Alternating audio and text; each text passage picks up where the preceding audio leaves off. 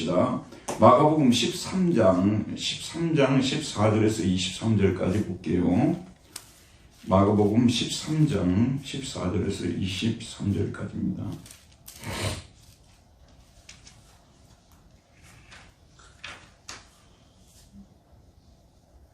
마태를 펴보네. 저 자신이 정신이 없습니다. 13장 14절에서 23절까지 한번 볼까요? 같이 읽읍시다. 멸망에 가증한 것이 서지 못할 곳에 선 것을 보거든 읽는 자는 깨달을진저 그때 유대에 있는 자들은 산으로 도망할지어다.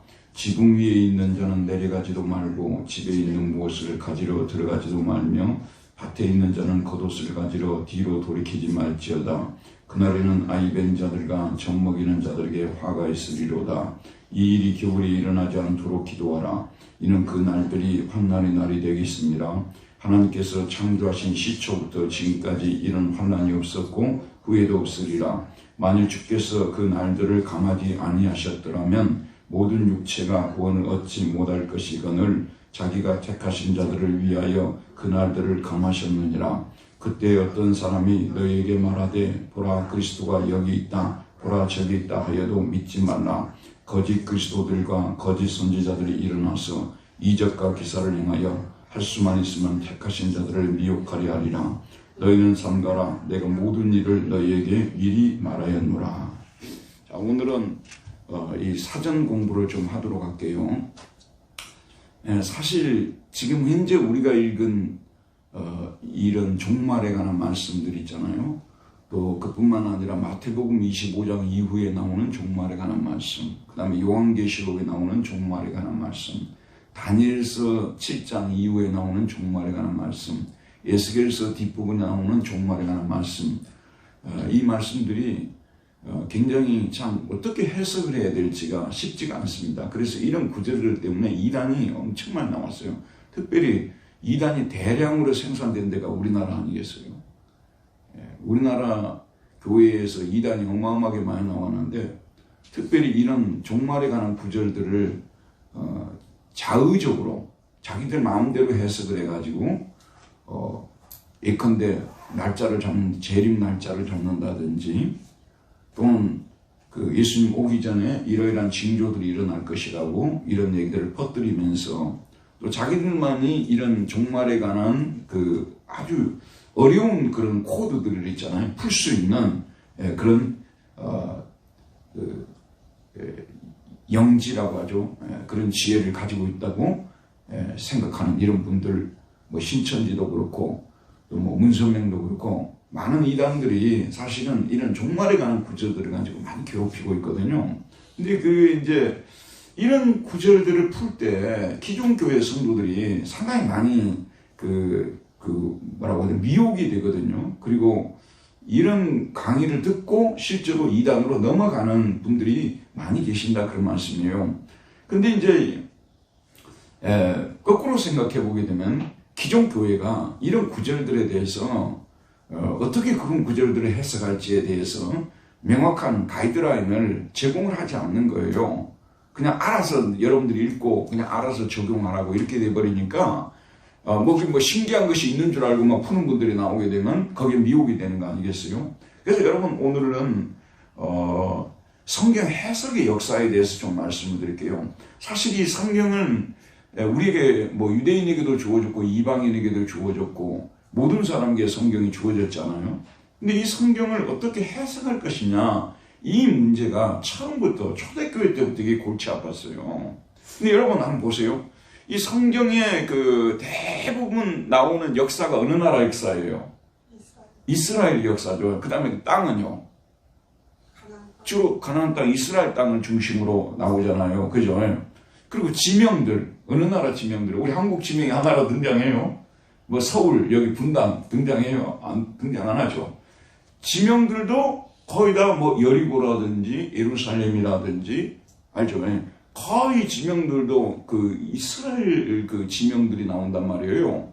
자, 여러분 들어보세요. 그런데 예수님이 십자가에 못 박혀 돌아가신 후에 기독교가 이방 나라들로 이제 들어가잖아요. 나중에는 이제 로마에도 들어가게 되고, 그렇죠. 근데 이제 이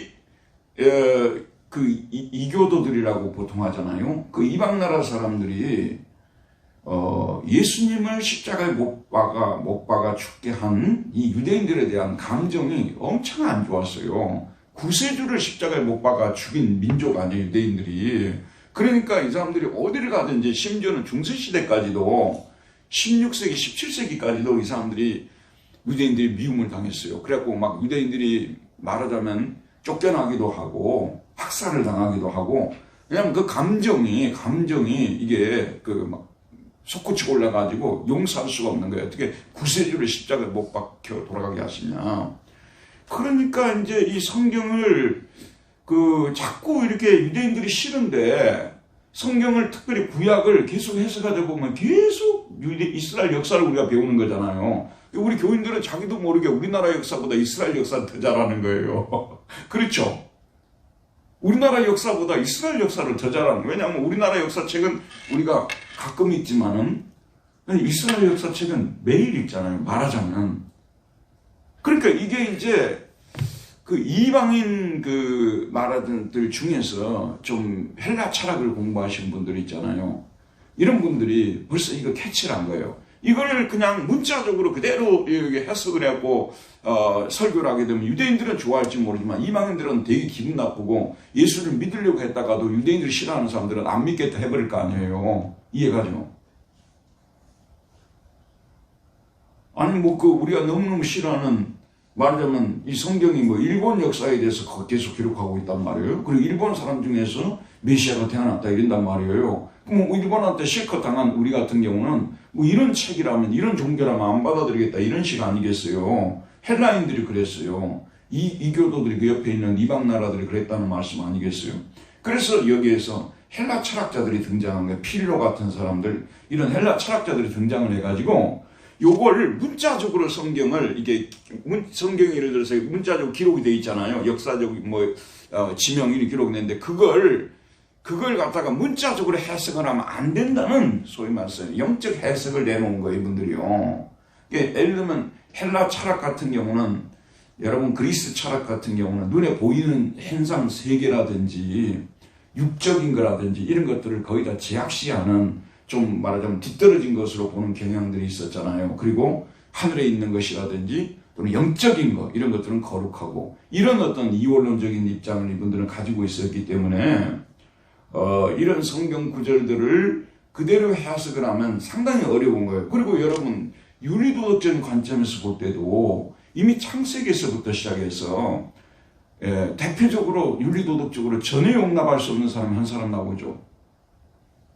노아가 술이 취해가지고 그 다음에 딸 둘하고 동침을 하잖아요. 이거부터 아브라함이 예를 들어서 사라하고 이렇게 결혼을 했다, 이런 것들은 고대 근동에 그런 것들이 많이 있었기 때문에 어느 정도 이해가 된다 하더라도, 노아가 그런 경우들, 이런 경우들은 정말 받아들이기 어렵잖아요. 그러니까 이 성경을 보게 되면, 심지어는 제가 지금 기독교 역사에 있어서 펠레오 같은 사람이 있는데, 아우구스티누스거든요.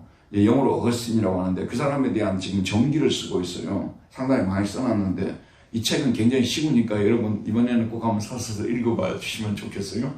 근데 그 기독교 역사에서는 펠레오 같은 사람이에요. 근데 이 사람도 19살 때 자기가 원래는 법관이 되려고 하다가, 자기 어머니 아버지 꿈이 법관이에요. 그래서 당시 로마 제국에서 두 번째로 큰 도시가 아프리카의 카르타고였거든요. 아프리카의 카르타고였어요. 포에니 전쟁 일으킨 카르타고 알죠? 그러면 그 카르타고였어요. 거기 가서 이제 수사학교에서 공부를 한 거예요. 그리고 이제 10대 때 동거도 하고 아기도 놓고 이런 일이 벌어졌는데, 법관이 되는 꿈을 적게 된 이유가 호르텐시우스라는 이런 철학자의 책을 읽으면서 나는 진리를 찾아야 되겠다, 그렇게 된 거예요. 그런데 자 여러분, 이게 연결이 됩니다. 진리를 찾고자 하니까, 자기가 어릴 때부터 어머니가 독실한 크리스찬이었잖아요. 모니카가요. 알고 계시죠? 이제 어머니가 그렇게 예수를 믿으라고 했지만 자기는 안 믿고 그렇게 했던 거 아니에요? 내가 이번 기회에 진리를 내가 찾긴 찾는데, 어릴 때부터 자라왔던 성경을 통해서 내가 진리를 한번 찾아봐야 되겠다. 그런 결심을 하고 성경을 읽기 시작했어요.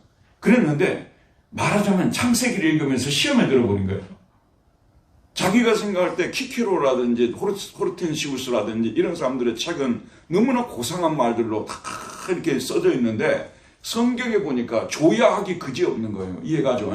막 이렇게 노아가 막 술이 취해가지고 딸들하고 동침을 하고 막 이런 것들이 나오니까 어거스틴이 시험에 들어버린 거예요. 이게 뭐야, 이 성경이. 이걸 뭐 비교적 찰 수가 없구만. 철학자들을 책하고. 그래서 놔버린 거예요. 그러니까 앞으로 당시가 19살이었는데 앞으로 한 2년 정도 더 방황하다가 다시 이제 돌아오게 되는데 그 이유가 거기에 있었던 거예요. 제가 이제 드린 말씀은 뭐냐면 그래서 이런 힐랍 철학자들이 힐랍 문화 속에서 성장한 그런 사람들한테 복음을 전하려다 보니까 이걸 문자적 해석을 해갖고는 안 되는 거예요. 그러니까 성경에는 문자적 해석의 이면에 있는 영적 해석이 있다는 거예요. 이걸 이제 퍼뜨리기 시작한 거예요. 이해하겠죠? 그러니까 이제 사람들이 이건 문자는 이게 말하자면 글자만 기록이 된 거지 그 속뜻이 있는구나 이렇게 하면서 말하자면 아까 그런 말씀들을 읽을 때도 거부 반응이 없이 받아들이게 된 거예요. 이렇게 해서 이제 해석 방법이 넓혀져 가는 거예요. 그렇게 하면서 성경을 읽어보게 되면 오늘 우리가 읽은 이 성경 말씀처럼 막 마지막 종말에 일어날 일들에 대해서 그대로 일어난 이런 구절들도 있고 아가스 같은 또 그런 성경이 있잖아요. 아가스에 보게 되면 주인공이 누구예요? 아가스가 이제 우리 식으로 말하자면 짧은 단편 아니에요. 주인공이 누구죠? 솔로몬이죠. 그 다음 여자 주인공은요? 술람미 여인 아니에요. 이게 솔로몬과 술람미 여인의 연애사잖아요. 연애 이야기잖아요. 말하자면. 근데 이걸 갖다가 문자적으로 해석하게 되면 연애소설이 되어버리는 거야. 그것도 삼류 연애소설이 되는 거예요. 지금 여러분 우리나라 말로 해석을 할 때 굉장히 그 당시에 건덕을 중요시 여겼기 때문에 그 히브리어 성경이 전달하고자 하는 것보다도 훨씬 더 좀 말하자면 고상하게 번역을 해놓은 거예요. 진짜 그냥 적나라하게 번역해 놓으면 삼류소설이 되는 이게 아가스가 그런 책이에요. 요즘 이제 번역본들이 되게 많잖아요. 한국어만 하더라도 뭐 새번역도 있고 번역본들이 많잖아요. 그런 번역본들을 뭐 공동번역이라든지 읽어보잖아요. 그러면 적나라하게 번역을 했어요. 남녀의 그런 어떤 이성적인 것들을 굉장히 적나라하게 번역을 해놨어요. 근데 우리말 이 한글 성경 번역하는 분들은 그렇게 적나라하게 번역을 할 수 없기 때문에 상당히 고상하게 어렵게 번역을 해놨어요. 이해하겠죠? 이런 아가서를 읽을 때, 이런 아가서를 그러면 그냥 삼류 연애소설로 그대로 해석을 해야 되냐? 아니다, 이거는 예수 그리스도와 술람미 누구죠? 솔로몬은 누구요? 솔로몬은 예수님을 예표하고 있고 그리스도를 예표하고 있고 그 다음에 술람미 여인은 교회를 예표하고 있다. 그래서 교회와 그리스도의 사랑을 술람미 여인과 솔로몬의 사랑으로 이렇게 문학적으로 표현했다. 이렇게 해석을 하니까 이 삼류소설이 갑자기 고상한 그런 하나님의 말씀으로 올라가잖아요. 이해가죠? 이런 식으로 해석을 시도를 한 거예요. 그러니까 한두 사람이 아니라 하나님께서 하늘에서 너희들 성경 해석을 할 때는 이렇게 하라고 지침을 준 건 아니잖아요. 그렇기 때문에 많은 학자들이 많은 주장들을 펼치게 된 거예요. 그러니까 이것을 이제 중세에 와가지고 중세 학자들이 딱 정리정돈한 거야. 지금까지 우리가 해석한 해석 역사를 보니까 성경에 어떤 구절이 나오게 되면 이 네 가지 그 사중 해석이라는 걸 이제 했어요. 사중 해석을 통해서 이 중자가 이게 역사자가 중자가 무거울 중자거든요. 근데 이게 겹친다는 뜻도 있어요. 겹친다. 영어로 이게 사중 해석을 했는데 이게 이제 우리말로 사중이라고 하면 네 가지 무거운이란 말이 좀 이상하잖아요. 그죠? 근데 왜 사중이라고 했는지 나도 잘 모르겠어요. 겹친다는 뜻이야. 이렇게 중복된다. 우리가 보통 중첩된다, 중복된다 이런 말을 쓰잖아요. 근데 영어로 번역하면 이게 이제 딱 맞아요. 이게 포가 사조. 그 다음에 폴드가 뭐냐, 접는다는 뜻이에요. 접는다 알죠? 여러분 가지고 있는 폰이 무슨 폰? 그것도 폴더폰 안 가져본 사람도 나는 폴더폰 안 가져봤어요. 지금 이제 그 폴더폰 가지신 분들 누가 가지고 계세요 여기서? 부자. 옛날에 핸드폰 폴더폰이었어요. 옛날에. 네, 옛날에 이게 있죠. 근데 이게 네 개로 하나, 둘, 셋, 네 개로 이게 포폴드가 되는 거예요. 한 번 줬고, 두 번 줬고, 세 번 줬고, 네 번 줬고. 이게 그래서 fourfold interpretation이라는 거예요. 사중 해석이라고 번역하는 거예요. 어떤 성경 구절이 나오잖아요. 예를 들어서 누가복음 10장 30절에 어떤 사람이 예루살렘에서 여리고로 내려가다가 이게 나와요. 선한 사마리아인의 비유 아시죠, 여러분? 예. 요게 이제 녹음을 하니까 요거를 해야 되겠어요? 예, 어떤 사람이 예루살렘에서 여리고로 내려가다가 우리 이제 학교에서 강의를 할 때요, 이제 30대 이제 교수들이 오잖아요. 30대 교수들은 우스갯소리가 있어요. 그 여러분도 신문 같은 거 통해서 들었는지 모르지만 30대 교수들은 모르는 것도 아는 체 하면서 강의하는 거예요. 그 다음에 40대 교수들은 자기가 아는 것만 강의하는 거예요. 그 다음에 50대 교수들은 어떻게 강의하는 줄 아세요? 아는 것 중에서 일부만 강의해요. 몸에 힘이 드니까. 그 다음에 60대 교수들은 어떻게 강의하는 줄 아세요? 제가 60대 아니에요? 60대 교수들은 어떻게 강의하는지 모르시죠? 머리에 떠오르는 대로 하는 거예요. 이 신문에 나오는 얘기예요. 저도 어디 가서 자주 써먹는데, 그런데 제가 강의를 해보니까, 실제로 40대부터 강의를 했거든요. 강의를 해보니까 이 말이 그냥 너무 맞는 말이야. 30대 교수들은 자기가 모르는 말도 다 아는 것처럼 이만큼 써가지고 강의를 해요. 40대 교수들은 약간 지쳐가지고 이제 자기가 전달할 것만 딱 이렇게, 자기가 강의 준비한 그대로 이제 하죠. 50대 강의를 50대 교수들은 준비하는 것 중에 그 중에 일부만 강의해요. 진짜 60대가 되니까요. 강의 준비를 해가요, 물론. 그런데, 이렇게 막 원고 보고 하기 싫어요, 그냥. 머리에 떠오르는 대로. 지금도 내가 지금 머리에 떠오르는 대로 하잖아요. 30대 있으면 이렇게 강의 안 해요. 이제 제가 가고 나면 여러분 30대 목사 초청하지 마세요. 굉장히 피곤할 겁니다. 왜냐하면 이제 그분은 이만큼 한 걸 막 설교도 막 이만큼 하려고 막 많이 다 먹여주려고 하는 게 중요하니까. 그렇습니다. 근데 이제, 내가 지금 뭘 하려다가 이렇게 됐는지 모르겠네. 예? 예? 잊어버리는 것도 많으시네요. 예? 머리에,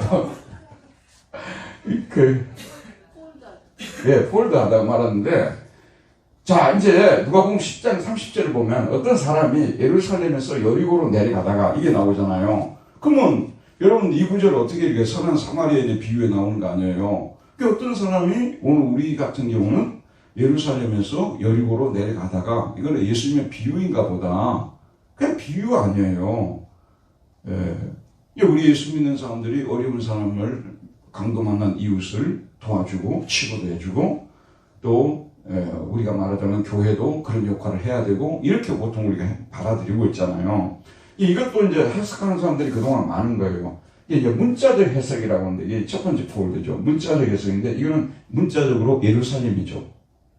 예루살렘이니까 지금 저기 그 이스라엘에 있는 예루살렘이요. 그 다음에 두 번째 알레고리적이라고 하는데 이건 비유적이에요. 말하자면 비유적 해석인데 알레고리라는 말을 예전에 많이 썼어요. 알레고리. 이거는 뭐냐면 그 말씀은 교회와 관계식에서 해석을 하는 거예요.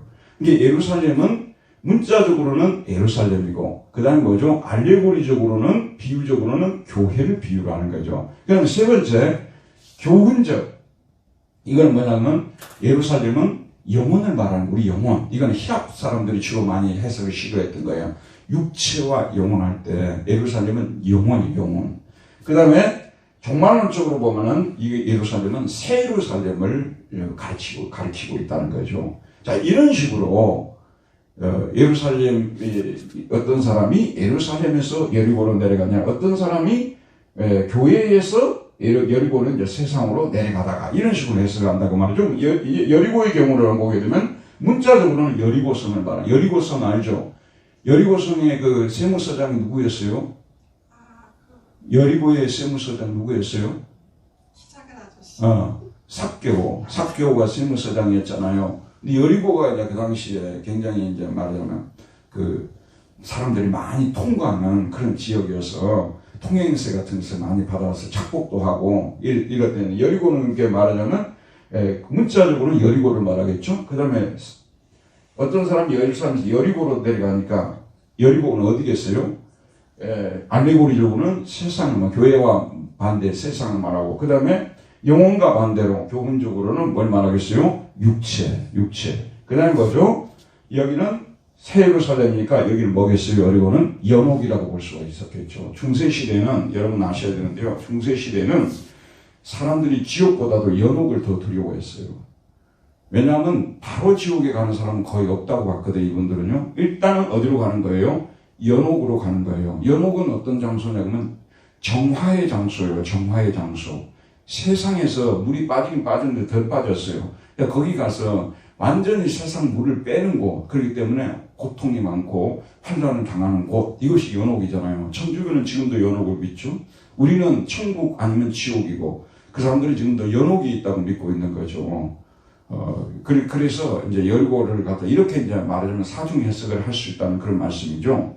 그러니까 이제 이런 식으로 성경을 해석하다 보니까 어떤 특정한 구절들에는 이것이 맞아떨어질 수 있는데 많은 구절들 있잖아요. 성경의 대부분의 구절들을 사중 해석을 하게 되면 얼마나 그 해석이 복잡해져 버리겠습니까? 그래서 종교개혁자들이 나와가지고 거의 성경 해석을 그냥 문법을 중요시하는 문자적 문법적 해석으로 돌아가는 거예요. 그러니까 예를 들면 예수님이 예루살렘에서 어떤 사람이 예루살렘에서 여리고로 들어갔다면 그냥 예루살렘에서 여리고로 들어간 거예요. 알겠죠?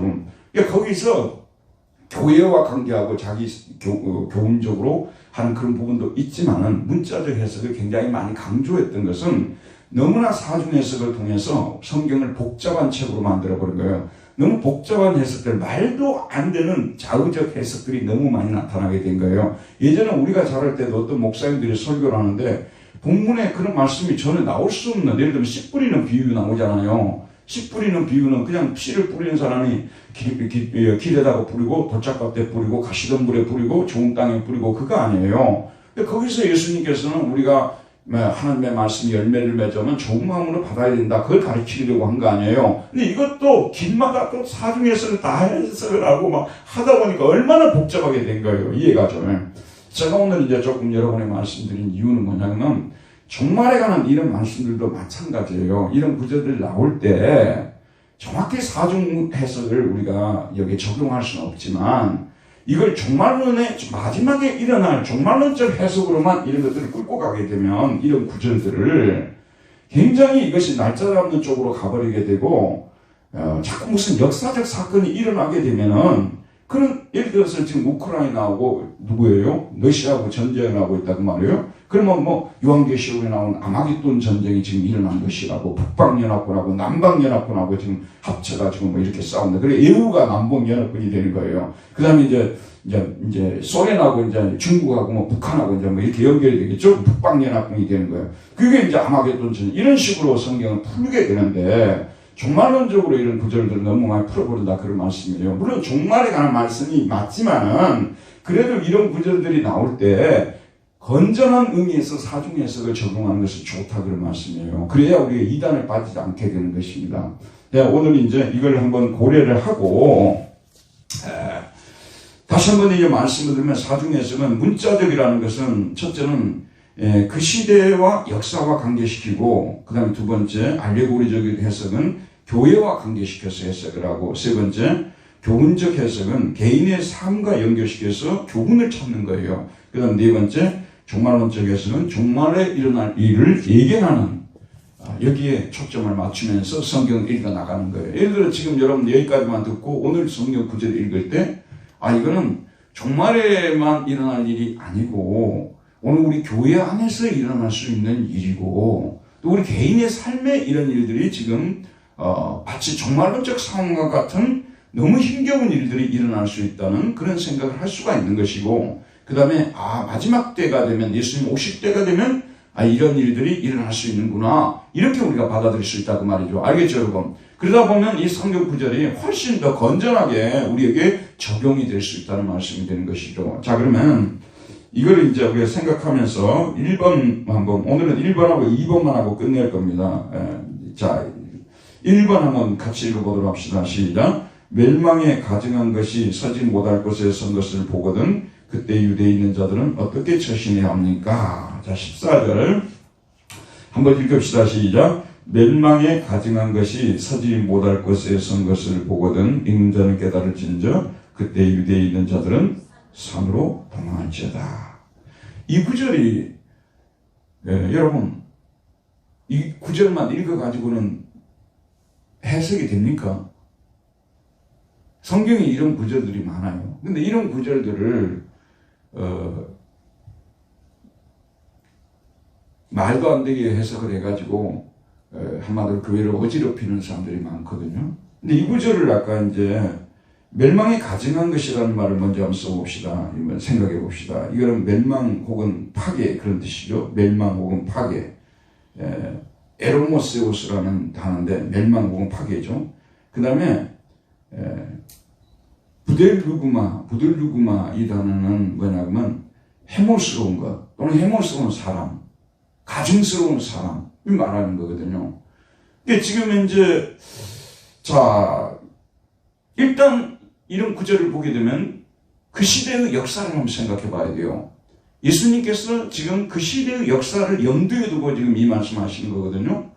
예수님은 예루살렘 성전에 장차 일어날 일에 대해서 예언을 하고 있는데 예루살렘 성전이 무너진다는 거예요. 헤롯이 46년에 걸쳐서 세운 어마어마한 정말 인류 역사에서 속에서도 가장 톱10 안에 들 수 있는 건축물이었지만 이 성전이 돌 위에 돌도 남지 않고 무너진다고 분명히 말씀하셨죠.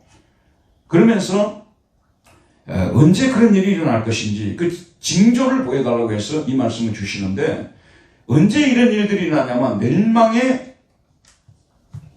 가증한 것이 서지 못할 곳에 서거든. 멸망에 가증한 것이 이 히라보 원어적으로 보면 절대로 서지 말아야 할 곳, 절대로 서지 말아야 할 곳에 서 있는 것을 보거든. 이런 말씀이 나오거든요. 일단은 이 말씀은 역사적으로 실제로 예루살렘이 AD 70년에 티투스 장군이라고 있어요. 티투스 로마 장군 베니파시안 황제의 아들이었어요. 그래서 베니파시안 죽으면서 이제 티투스가 그 로마 황제가 되거든요. 이 티투스가 예루살렘을 점령을 한 거예요. 그게 AD 70년에 일어난 거예요. 예루살렘을 점령하고 이 사람들이 어디에 갔겠어요?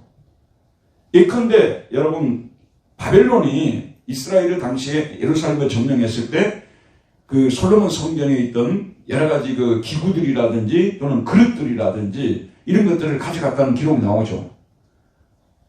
기록 나오죠. 마찬가지예요. 이 사람들은 당시 건축물 중에 최고의 건축물, 예를 들면 유대 전쟁사에서 요세푸스라는 이 작가가 한마디로 말해서 자기가 그 본 건축물 중에 최고의 건축물을 했던 그 건축물을 보고 싶지 않았겠어요? 그러니까 이제 점령을 하고 나서 성전으로 들어가게 된 거예요. 우리 분당교회로 말하자면 들어오게 된 거예요.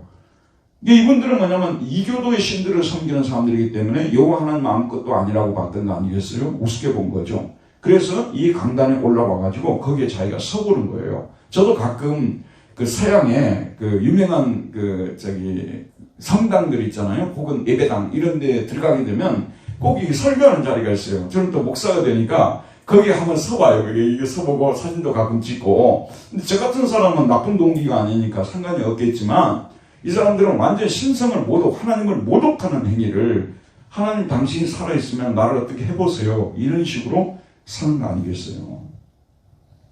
실제 이 일이 역사적으로 일어났다는 말씀이죠.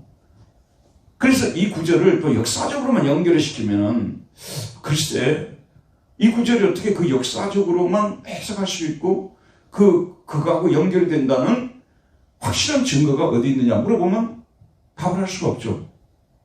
여기 그 말씀이 안 나왔잖아요. 티투스 장군이 있었다는 말이 안 나오잖아요. 그렇기 때문에 그럴 수 있다는 것만 우리가 생각해야 되고, 두 번째로는 이 구절을 어떻게 연결을 시켜봐야 되겠어요? 교회 안에 이런 일들이 일어날 수 있다는 것에 대해서 생각하는 거예요. 기독교 역사를 보게 되면 성전이 파괴되고 이교도들이 들어와가지고 성전을 그냥 완전히 난동을 부리고, 그리고 이 강단에 서가지고 하나님 정말 살아계신다면, 여호와 당신이 살아계신다면 우리를 어떻게 해보세요. 이런 일들이 일어날 수 있잖아요. 그리고 오늘날도 교회를 호시탐탐 노리는 어둠의 세력이 교회 안으로 밀고 들어와가지고 교회를 점령하려고. 예컨대 이런 일들이 지금 실제로도 일어나고 있는데, 여러분 잘 아는 이단들, 신천지 같은 이단들이 교회 밖에 예수 안 믿는 사람들을 노리는 것이 아니라 기존 교회를 항상 노리잖아요. 그들이 말하는 추수꾼을 어디에다가 보냅니까? 기존 교회 안으로 투입하잖아요. 그래서 결국은 이 교회를 점령을 해버리는 거예요. 이 신천지 사람들이. 심지어는 돈으로 사버리는 거예요. 그래서 지금 우리 예배당 짓고 나서 이단에게 팔린 이 근처에도 하나 있어요. 판교에도 하나 있다는 거. 여러분 알죠? 충 무슨 교회? 서울의 선교회예요. 4,000명이 넘는 그런 교회였는데 재정 문제가 발생하고 결국 이단 앞으로 넘어가 버린 거예요. 그러니까 지금 이제 거기는 이단들이 지금 강단에 서가지고 설교를 하고 있는 거 아니에요? 우리가 이런 것들을 이 말씀을 읽으면서 또 생각해 봐야 되는 거. 그럼 세 번째로 이런 구절을 읽을 때 우리가 살아가면서 그래요. 하나님을 믿을 때 이 평생 동안 어마어마한 고통만 연속된다면 누가 예수를 믿을 수 있겠어요? 우리가 일기예보를 들을 때 1년 365일 우리 대한민국 땅에 특별히 우리 경기도에 1년 365일 동안 소나기만 내린다는 보도가 있다면 우리가 경기도 떠나겠어요? 여기 계속 살겠어요? 아무리 분당이 좋다고 하지만 살기 좋은 곳이라 하지만 365일 동안 먹구름이 끼어있고 소나기가 내린다 한다면 다 떠나겠죠. 우리 신앙생활도 마찬가지입니다. 신앙생활이 하나님께서 우리를 인도하실 때 때로는 환한 햇빛을 비춰주어서 우리 길을 형통하고 정말 살만 난다. 하나님을 믿어서 내가 이런 은혜를 받고 복을 받았다. 그런 날을 우리에게 허락하신다 그 말이에요. 또 때로는 약간 구름이 끼게 하셔서 약간의 고난을 우리가 겪게 하시고 또 때로는 막 소낙비를 맞는 것 같은 말할 수 없는 개인으로서는 견딜 수 없는 신앙을 정말로 포기해버리고 싶은 내 중심의 마음의 성소에 하나님을 쫓아내버리고 정말 다른 신을 여기다가 올려놓고 싶은 섬기고 싶은 그런 유혹을 받을 정도로 말로 할 수 없는 그런 고통이 우리에게 다가올 수 있다는 말씀 아니겠어요? 이런 것들을 우리가 생각해야 되고 그 다음에 실제로 그런 일들이 있어요. 여러분 존 버년 같은 경우 천로역정 이분이 원래 영국의 침례교 목사예요. 청교도로서 침례교 목사였는데 이분이 이제 그 성경을 보면서 당시 로마 천주교와 그 다음에 잉글랜드 교회는 무슨 교회였어요? 당시에 성공회 아니었어요. 잉글랜드 성공회. 이 성공의 신앙들이 너무 형식적이고 의식주의적이고 말씀을 쫓아 살지 않는 성경 중심의 신앙생활을 하지 않는다고 생각해서 존 버년이 자기는 성경을 중심으로 해서 말씀에 따라서 깨끗하게 거룩하게 살겠다. 이걸 총칭해서 퓨리탄이라고 그랬어요. 청교도라고 그랬어요. 퓨리탄. 퓨리스가 원래 깨끗하다는 뜻이에요. 정결하다는 뜻이에요. 정결하고 깨끗한 그런 신앙이 되겠다. 성경 말씀을 붙잡고 이렇게 하자고 이제 나왔는데 자기 자신의 어느 날 영혼에 먹구름이 끼어들어와가지고 한없는 의심과 회의가 막 생기기 시작한 거예요. 심지어는 하나님께서 자기를 선택하셨는가 그런 문제까지도 자기에게 막 엄습해오고 이렇게 하는 그런 시간들을 가졌거든요. 그래서 정말 내가 하나님을 믿는 것이 올바른 것이냐 자기의 영혼의 성소에 다른 신을 차라리 이렇게 섬기고 싶은 이런 어떤 시간들이 온다는 것이 왔다는 것이죠. 이런 경우들. 그 다음에 이제 이 구절의 마지막 적용 같은 경우는 정말 많죠. 정말 마지막에 이 성전이 흐러지고 우리가 지금 이 섬기는 이 예배당이 슈퍼마켓이 되어버리고 술집이 되어버리고 실제로 영국 같은 데는 이 예배당이 혹은 성당이 술집으로 넘어간 곳이 적지 않다는 것을 우리가 보도를 통해서 알잖아요. 지금 현재 우리에게도 마지막 때가 되면 이런 일들이 또 일어나지 않을까 이런 생각을 하는 거죠. 이게 이제 오늘 구절이에요. 자, 이런 일이 일어날 때는 그때 유대에 있는 자들은 어떻게 처신해야 합니까? 14절을 보면 어디로 도망하라고요? 산으로 도망갈지어다. 그럼 이게 문자적 해석을 하게 되면 환란이 오게 되면 다 우리가 어디로 가야 돼요? 그럼 우리는 분당에 있는 분들 어느 산으로 가야 될까요? 예? 아니 여기 중요한 아주 엄청난 산이 있는데 맹산이 여기 제일 유명한 산인데 맹산 무시하지 마세요. 이름이 좀 맹해서 그러지 맹산이 그 가보게 되면 은근히 그 정말 괜찮은 산이에요. 그 다음에 용인에는 뭐 갈 산이 있긴 해요. 석선산. 아, 그렇구나. 용인에도, 있어요. 용인에도 무슨 산이 있긴 있구만요. 예. 네, 하여튼 그 산. 그러니까 이런 구절을 말하자면, 이렇게, 산으로 해서 가라고 할 경우는, 이제 피하라고 이렇게, 해석을 해야 되겠죠. 자, 2번하고 연결시켜가지고 좀 더 우리가 이야기해 보도록 합시다. 2번 한번 읽읍시다. 시작. 지붕 위에 있는 자는 어떻게 해야 하며 집에 있는 자는 어떻게 해야 합니까? 밭에 있는 자는 어떻게 해야 됩니까? 15절 16절 읽읍시다. 지붕에 있는 자는 내려가지 말고 집에 누워서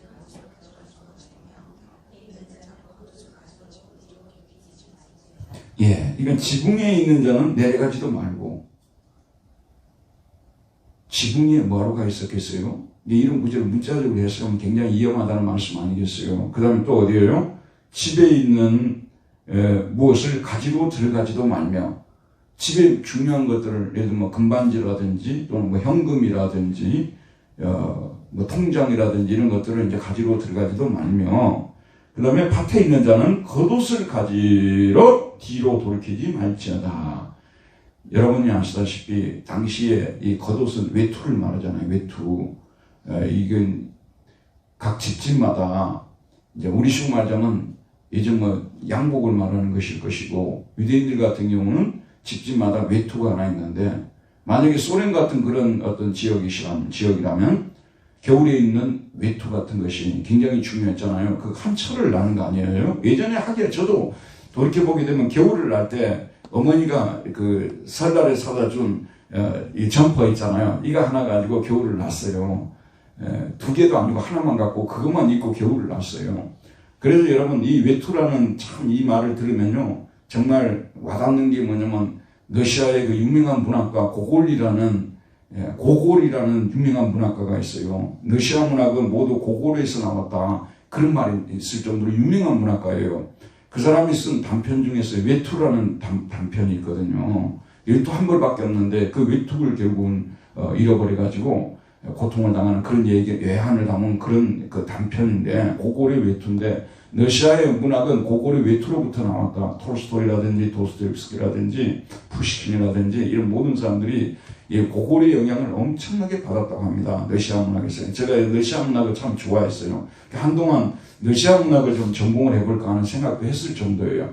우리는 대학교 때 이제 1학년 때는 전체가 다 같이 배우고 2학년 들어가면 이제 과진입을 하는데 도고교육과를 저는 이제 진입을 했는데 근데 우리 과 애들이 다 선생은 가만히 공부 안 해도 선생이 되니까 다 딴짓하고 있는 거예요. 어떤 사람은 사법고시 공부하고 있고 어떤 사람들은 뭐 관광공사 뭐 공부하고 있고 뭐 공무원 공부하고 있고 뭐 가만히 있어도 선생이 되니까 이런 식이 된 거예요. 그러다 보니까 낭만주의자들이 많아가지고 문학 공부하는 사람들이 많았는데 심지어는 막 클럽이 형성될 정도였어요. 러시아 문학이 폭발적인 인기였어요. 그 당시에요. 우리 학과에 러시아 문학이 저도 그래서 러시아 문학 좀 맛을 좀 봤죠. 도스토옙스키 책도 좀 읽고 톨스토이 책도 좀 읽고 그렇게 했었는데 고골의 책을 제가 또 좀 읽고 이랬어요. 근데 이제 그 정도로 이 외투, 겉옷이 중요했다는 말씀 아니겠어요? 그 시대 문화 속에. 여기 중동 문화에서도 마찬가지죠. 근데 그게 비싸니까 이런 환란을 당했는데 가지고 돌아갈 수 있지 않냐는 그런 말씀이죠. 자, 여러분 이 환란이 이렇게 너무 심한 환란, 좀 목숨이 왔다 갔다 하는 종말론적 상황이 삶 속에 일어났다면 우리 그리스도인은 어떻게 해야 할 것이냐? 자, 여러분 우리 신앙을 방해하고 우리 신앙인들을 잡아가지고 체포해서 죽이려고 하고 이런 상황이 벌어졌단 말이에요. 막상 막 교회에 쳐들어와서 막 체포를 하고 그럼 우리 권사님 어떻게 하실까요?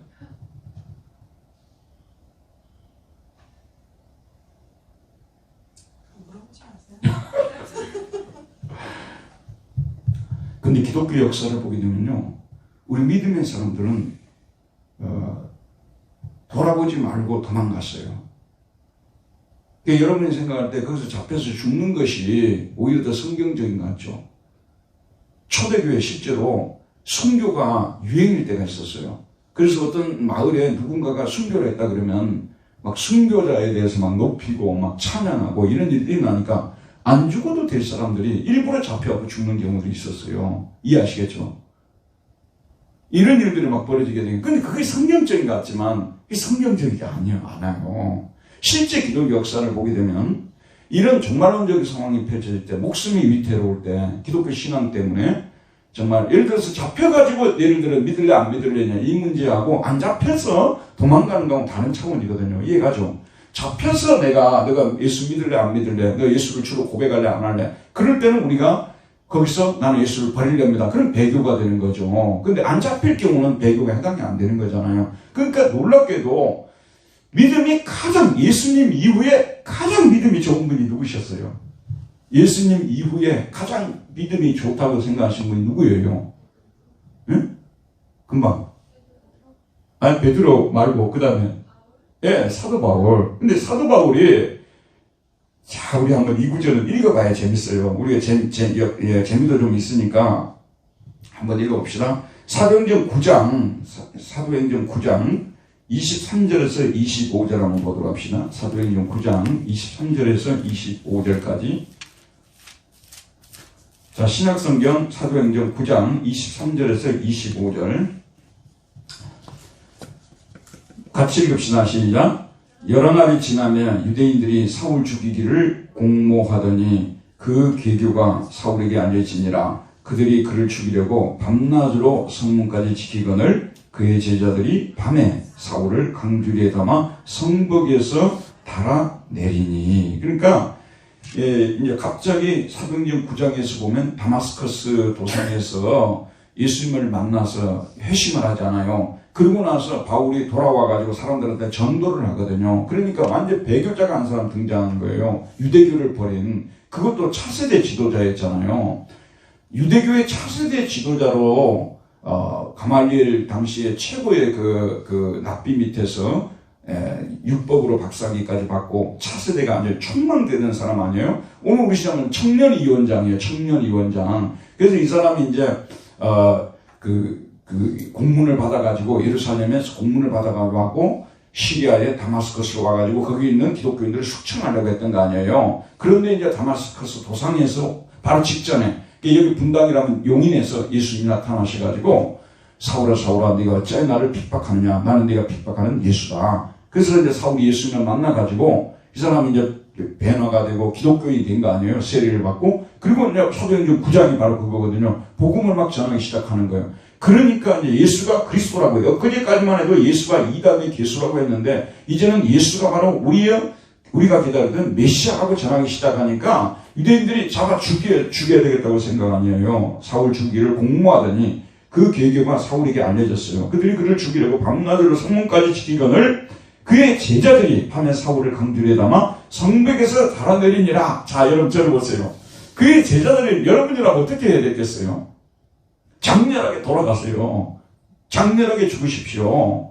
십자가를 지고, 예수님도 십자가를 지고 돌아가셨는데 당신도 이제 기독교인이 되었으니 장렬하게 십자가를 지고 못 박혀 죽으십시오. 이래야 될 거 아니에요? 근데 그의 제자들이 어떻게 하면 이 사울을 도망가게 만들까 해가지고 계획을 세워가지고 여기 보면 밤에 강주리에 담아가지고 성벽에서 달아내렸다고 나오고 있죠. 그래서 탈출한 거 아니에요?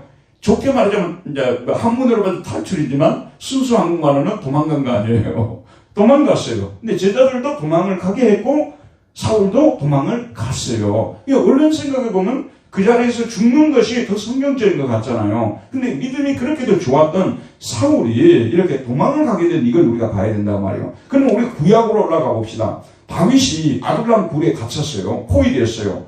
거기서 결국은 도망을 갔어요? 거기서 죽었어요? 도망갈 수 있으면 도망가야 된다는 것이 성경이에요.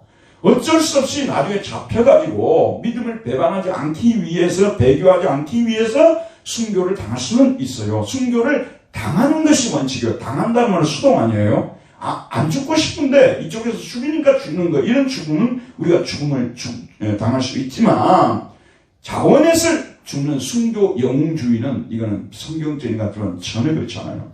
여러분도 마찬가지예요. 예수 안 믿는 사람과의 그런 갈등들이 있지 않습니까? 가능한 부딪혀가지고 하지 말고 너무 힘든 자리가 있으면 살짝 피하는 거, 나쁘게 말하자면 도망가는 거, 이게 좋은 거라고 말해요. 근데 이게 기독교 역사를 보면 바울과 같은 사람만 그런 게 아니고, 여러분 또 누가 생각나냐면 마틴 루터가 생각이 나죠. 마틴 루터가 95개조 종교계의 반박문을 성교회, 비텐베르크에 가면 성교회 있거든요. 그 앞에다가 대자보를 붙인 거예요. 대자보는 16세기에 대자보가 유행이었어요. 거기에 미술학교가 하나 있었거든요. 미술학교 학생들이 데모를 너무 많이 했고, 루카스 카라나크라는 미술학교에 천부적인 그 화가가 있었어요. 지금도 여러분 오늘 집에 가서 루카스 카라나크 쳐봐요. 어마어마한 그 화가예요. 그 미술학교 학생들이 데모를 그렇게 자주 했어요. 근데 데모를 할 때 그 사람들이 대자보를 그렇게 많이 붙였어요. 대자보가 그 당시는 아주 유행이었어요. 지금 우리나라 70년대만 그런 게 아니에요. 대자보가 유행하던 시대였어요. 그래서 이제 마틴 루터가 대자보를 성교회 앞에 붙였는데, 그게 이제 문제가 돼가지고 결국은 1517년 10월 31일에 붙였잖아요. 근데 결국은 1520년에 말하자면 보름스 국회에, 하이델베르크 옆에 있는 보름스라는 지역이 있어요. 영어로 웜스라고 하는데 독일은 보험스라고 하죠. 보험스 국회에 거기에 가서 내가 이제 신문을 받아라는 거예요. 그래서 내가 쓴 책 모두 철회하고 잘못했다고 비료라고 그랬던 거죠. 나는 양심을 내가 거스릴 수가 없고, 이성적으로도 그 말이 안 맞는 것이고, 나는 제 양심은 하나님께 사로잡혀 있어서 그렇게 할 수가 없습니다. 자, 여기까지가 이제 용적 행위잖아요. 근데 이제 바깥에서 카톨릭의 그 병사들이 당시 프라하 대학교 총장이었던 얀 후스를 바깥에서 콘스탄틴 회의에서 단지 신문을 받으라면 오라고 했어요. 신변 보장해준다고, 안전하게 살려보내겠다고. 나오자마자 잡아가지고 파행을 시켜버렸거든요. 근데 독일의 그 당시 프리드리시 영주가, 현자 프리드리시라고 하는데, 이 프리드리시가 당시 이 작센 지방 있잖아요. 그 루터가 살던 지방, 경기도 지방이라고 볼 수가 있겠죠. 한국으로 말하자면. 이 경기도는 로마 교황이 손을 댈 수 없는 자치 지역이에요. 여기 손을 댔다가는 안 돼요. 여기 영주가 모든 사람들의 생사를 주관하는 거예요. 그래서 작센이 영주가 보호를 해요. 그래서 이들이 카톨릭 사람들이 잡아가기 전에 마차를 준비를 시켜가지고 루터가 나오자마자 바로 여기 마차로 해가지고 어디로 피신을 시키냐면 아이제나크라는 바하 있잖아요. 그 음악가 바하의 그 고향이에요. 원래 그 마틴 루터 외갓집이 바하 가문이에요. 바하 가문. 알죠, 여러분? 300년 동안이나 음악을 해왔던 어마어마한 음악 가문이에요. 바하 가문이요. 그 중에 한 사람이 바하가요. 그래, 지금도 거기 방문해 보면 바하가 썼던, 그 조상들이 썼던 악기들이 거기에 놓여 있어요. 거기가 이제 우리 지명으로 아이즈나크라고 하고, 거기에 있는 성이 바트부르크 성이라고 돼 있어요. 바트부르크 성이라고 하는데, 왜? 바트부르크 성. 거기로 이제 피신을 시킨 거예요. 그래갖고 거기서 거의 9개월 동안이나 기사 있잖아요. 중세 기사로 변장을 해가지고 거기서 살았어요. 영영칠 같은, 영화 같은 사실 장면이에요. 영영칠 이름도 다른 이름으로 해가지고 거기서 숨어서 9개월 동안 거기 있었다니까요. 근데 영주가 그걸 보호를 해준 거예요. 이게 루터도 도망갔어요. 루터도 장렬하게 죽어야 되잖아요. 거기서요. 나는 예수님 때문에 죽일 때문에 죽겠다고 하고, 자기를 누가 피신시키려고 해도 피신 안 시키고 죽겠다고 이래야 될 거 아니에요. 근데 어땠어요? 도망을 가서 9개월 동안 거기 있다가 거기서 신약 성경을 번역하고 다시 비텐베르크로 돌아와가지고 죽을 때까지 수많은 책을 써서 개신교를 소위 말해서 만든 거 아니에요. 이해하겠죠? 살 때는 살아야 된다고 말이에요. 잡혀가지고 죽을 때는 믿음을 배반하지 않기 위해서 숨겨내야 되지만, 그렇지 않은 이상은 이런 엄청난 어림할 때는 산으로 도망가고 들로 도망가고 이런 식으로 도망을 가는 것이 성경적이라 그런 말씀이에요. 그 다음에 여러분 또 한 사람 얘기를 해볼게요. 제가 이런 걸 좀 잘 아는 게 뭐냐면 교회사를 공부한 사람이잖아요. 그러니까 좀 잘 아는 거예요. 여러분 잘 아는 깔뱅이 있잖아요. 우리가 보통 칼빈이라고 하는데 그 사람 프랑스 이름이 깔뱅이에요. 그 사람은 프랑스의 고향이 프랑스의 노용이라는 니용 막 그런 데를 맞죠, 여러분. 니용, 노용 막 이런 거 있어요. 노용이 이 사람은 고향이에요. 그리고 이 사람은 거기서 공부를 하고 나중에는 파리 대학교에서 공부를 했어요. 그리고 오를레옹 대학에서 법학사를 받은 사람이에요. 근데 그때 이제 파리 대학교나 오를레옹 대학에 법학 공부를 하면서도 인문학 공부, 신학 공부 이런 걸 엄청나게 많이 해가지고 목사를 해도 될 만큼 자격을 갖춘 사람이었죠. 근데 이 사람이 이제 카톨릭의 미사를 비판하는 현수막을 파리에다가 걸었단 말이에요. 그게 이제 그 카톨릭 사람들한테 발각이 돼가지고 소위 말해서 지명수배자가 되는 거예요. 이걸 누가 작성했느냐. 그래서 깔뱅이 할 수 없이 바로 그 사실을 안 후에 어디로 피신했냐 그러면 스위스의 바젤로 피신한 거예요. 바젤로. 그다음 바젤에 있다가 나중에 제네바로 가게 돼서 제네바에서 죽을 때까지 거기서 종교개혁을 했던 거죠. 깔뱅도 거기서 잡혀가지고 죽어야 영웅적인 것이잖아요. 근데 그렇지 않아요. 거기도 깔뱅도 그 소식을 듣자마자 바로 도망을 가가지고 바젤로 가가지고 그 다음에 제네바로 가가지고 그러니까 안 죽죠. 정말 하나님이 죽으라고 할 어떤 그런 상황이 있다면 순교의 날이 온다는 거죠. 그러나 그 전까지 죽지 말아야 돼요. 죽지 말아야 돼요. 죽는 것이 능사가 아니에요. 나는 성경의 시편을 보면 죽지 않고 살아서 여호와의 행사를 선포하리로다. 그 말씀을 되게 좋아했어요. 아무리 힘든 순간이 있어도요. 차라리 도망을 가지 죽지는 말아야 된다 그 말이에요. 그 상황이 지나고 나면 다시 또 하나님이 해야 돼. 이게 배교를 안 한 거잖아요. 배교하기 전 일단 잡히면 너 믿으려면 이게 순간이 오잖아요. 이게 안 잡혀야 된다 그 말이에요. 또 한 사람을 제가 말씀드릴게요. 이 사람은 누구냐 그러면 여러분 스코틀랜드 아시죠? 스코틀랜드 가본 적 있어요 없어요? 스코틀랜드도 안 갔다 오신 분들을 하고 지금 저도 스코틀랜드를 가본 적이 없어요. 근데 사실 스코틀랜드의 자연은 어마어마하답니다. 근데 우리나라에 이 복음을 전해주는 데 있어서 결정적인 역할을 했던 존 노스라는 선교사가 있어요. 이 사람하고 자기 맥켄타이어라는 그게 천안내부 관계예요. 이 두 사람이 결국은 한국어로 선교를 보냐고 오늘날 맞아 북한 땅을 선교를 하게 된 거예요. 그래서 이 스코틀랜드 사람들이 우리 엄청난 빚을 지고 있다. 우리가 그 교회 사람은 가슴이 뜨거워져요. 스코틀랜드 사람들이 우리 한국 복음화에 결정적인 영향을 미친 거예요. 그 다음에 이제 미국 사람들, 예를 들면 아펜젤라드, 언더우드 이런 사람들이 들어오게 된 거예요. 한참 후에 들어왔어요. 이해하겠죠? 그 스코틀랜드가 복음이 빨리 들어갔는데 누구 때문에 들어가면 존 낙스라는 사람들 때문에 들어갔어요. 낙스. 먹는 낙스 말고요. 이건 그 락스고 이 사람은 낙스, 존 낙스라고 KNOX라고 해요. 근데 읽을 때는 낙스로 읽어요. 존 낙스라고. 혹은 영국 본토 발음은 존 녹스. 그 사람들은 오로 발음한다. 존 녹스. 존 녹스라고 이 사람들 하죠.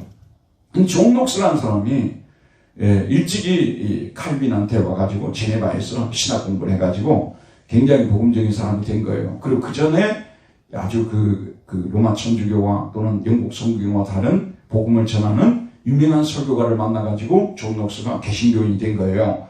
자, 이랬는데 존 녹스의 그 시대는 영국하고 잉글랜드하고 스코틀랜드하고 한 나라였어요. 두 나라가 아니었어요. 지금처럼 나눠지지는 않았어요. 이해하겠죠? 이게 막 양쪽이 싸우고 난리였어요.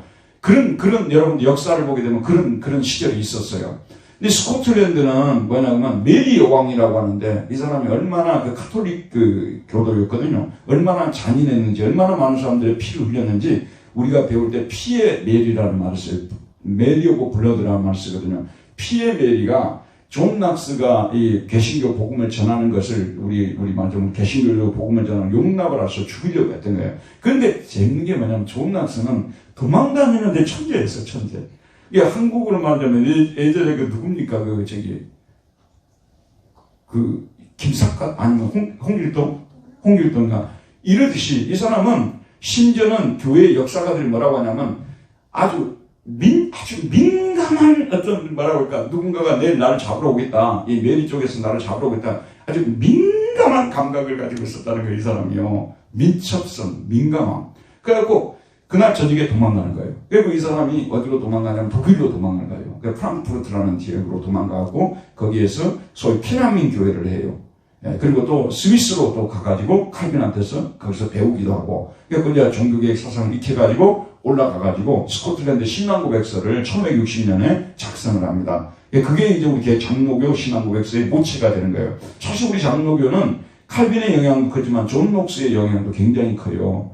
이 존 녹스는 굉장히 용감한 사람이었어요. 존 녹스가 설교를 하게 되면 얼마나 우렁찼는지 500개의 트럼펫 소리가 난다는 소리까지 들렸어요. 500개의 트럼펫 소리가. 근데 그 사람 보통 이런 분들은요. 몸집이 보통 이래요. 이게 키가 작고 몸집이하고 여기가 이렇게 좀 약간 이게 굵어요. 이런 분들. 소리가 어마어마하게 죠. 근데 그 메리 왕 앞에서 두려워하지 않고 막 소리를 치면서 이 설교를 했던 사람이에요. 지금도 에딘버러에 가면 존 녹스가 그 설교했던 그 예배당은 거기 다 구경을 시켜요. 전 지금 알긴 아직 못 가봤죠.